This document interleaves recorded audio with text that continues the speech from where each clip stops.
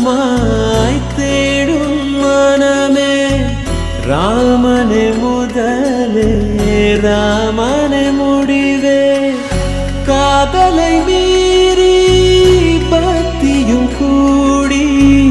ராமனை நாடி அவரடி சேர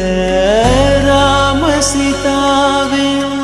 காதல் கதையே ஈடில்லா காவியம்